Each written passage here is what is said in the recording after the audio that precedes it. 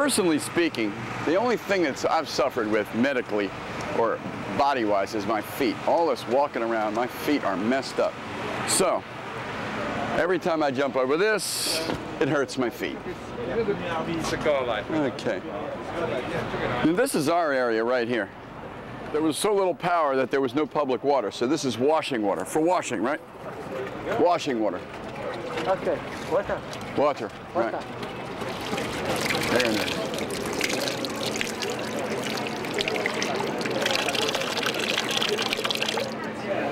This tent's got a double door.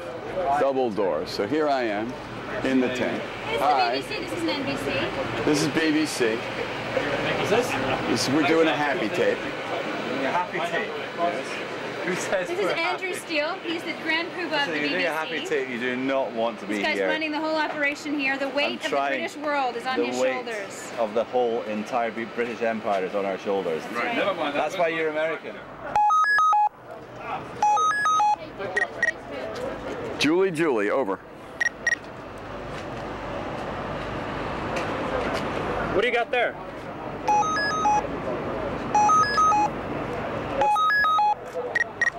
Julie, this is Steve calling you on the 2A radio that you got years ago and never had a chance to use till we came here to Baghdad. Are you there? I'm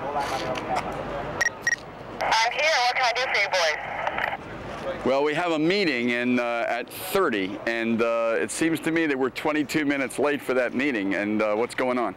Well, people are slowly gathering here. The colonel's here, of course, because he's a timely fellow. Wes actually brought up a very good point, or his driver did, and said apparently there's a curfew until 6:30 in the morning, that they wouldn't be able to drive into the hotel until 6:30 in the morning. So we got to talk about that, and I'm not sure how to find Ferris to tell him that.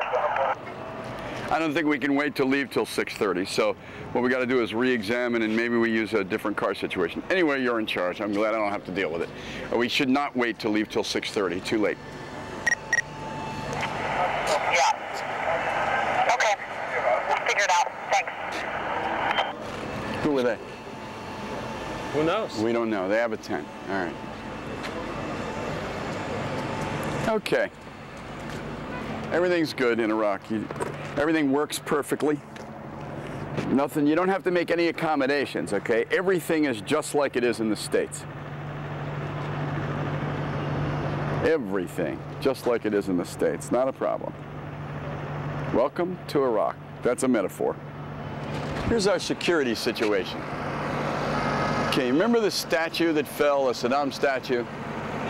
That's the feet of the Saddam statue. And this whole area is protected by the U.S. military. First, it was the U.S. Marines. They're the ones who knocked the statue over 2 weeks ago. And now they've gone, and the U.S. Army's here. And you can see there's 2 tanks guarding the Sheraton Hotel. And there's also a Bradley fighting vehicle there. And there's a checkpoint right here.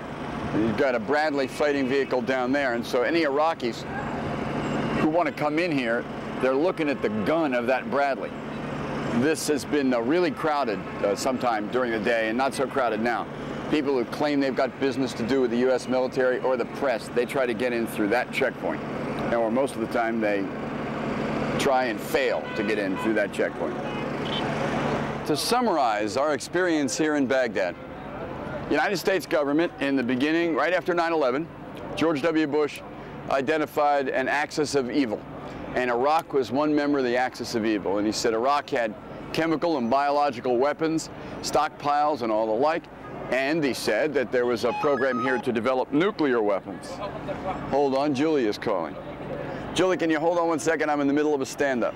We're live. We're live, stand by. And so the war came. And U.S. forces were supposed to have an easy way to go of it. They were supposed to be able to get to Baghdad quickly, where there would be terribly difficult fighting in Baghdad. But it turned out they took them a long time to get to Baghdad. There was difficult fighting before they got to Baghdad. And then when they got to Baghdad, there was not difficult fighting. There was also not a bunch of Iraqis welcoming U.S. forces. And perhaps most importantly, there were no weapons of mass destruction. They may be here, And they may still be found by the U.S. or turned over to the U.S. by Iraqis, or information might come from cooperative Iraqi scientists. But so far, there has not been one single weapon of mass destruction, not one flask of sarin liquid, not one vial of VX, not one canister of mustard, not one petri dish of anthrax spores, not one sniff of smallpox, not anything. No botulin, no VX, no sarin, no nothing. Am I looking at the wrong camera? Nothing, no weapons of mass destruction. And so, I'm gonna light my cigarette like Edward R. Murrow did. And so, boys and girls, we have a new rationale for the war. Iraqi freedom.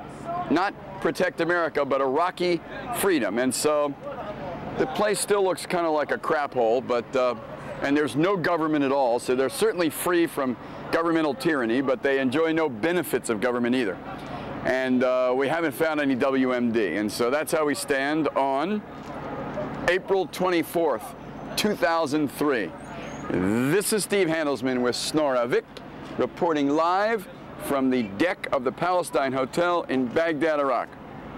Shokran, and see you later.